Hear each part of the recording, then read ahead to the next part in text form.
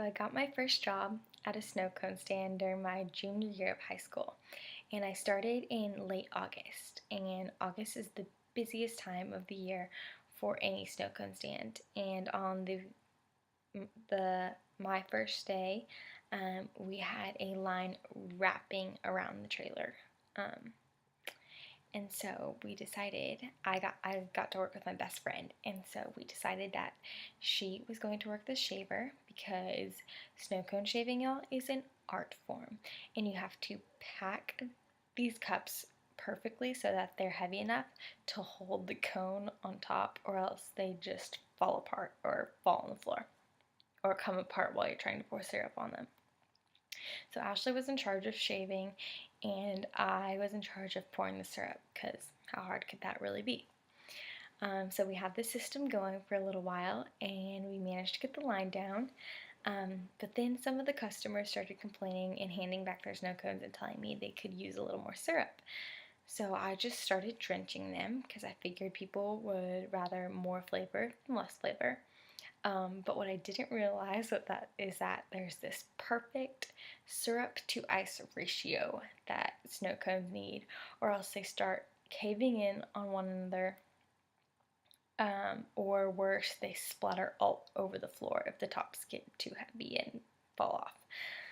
And so, unfortunately, this happened to me a few times, and after a few occurrences, I had one red snow cone in this corner, one green snow cone in the floor on this corner, and another blue one somewhere over here. And so I'm spraying the floor as fast as I can, trying to mop with my feet while still trying to pour the syrup on the snow cones that Ashley's still making, because we still have customers outside our stand. And it was just chaotic. I've never been so overwhelmed in my life. So we decided we'd call another girl in so that one of them could work the shaver and another girl could pour, and I could work the register for my first day, because that's easy enough, right? But they had never taught me how to void orders if I needed to. And on this particular day, many of our customers were changing their minds, and so they'd order a small and change their mind to a large, and I didn't really know how to void any orders, so I just kept punching things in and hoping for the best. And it didn't occur to me that all of these were adding up, and that I wasn't subtracting any orders in any way.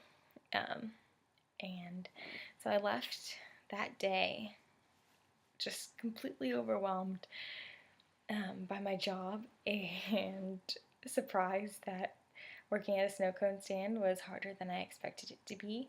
But to make matters worse, I got a call from my boss that night asking me why we were $100 short in the register that day, and asking if I took the money or if I just had no idea what I was doing and couldn't figure out how to work the register. And I was humiliated and mortified and just embarrassed, because it made me feel really young and really immature and like I shouldn't have a job. But needless to say, I made it through that day, and I ended up sticking it out at that snow cone stand for 2 more years after that.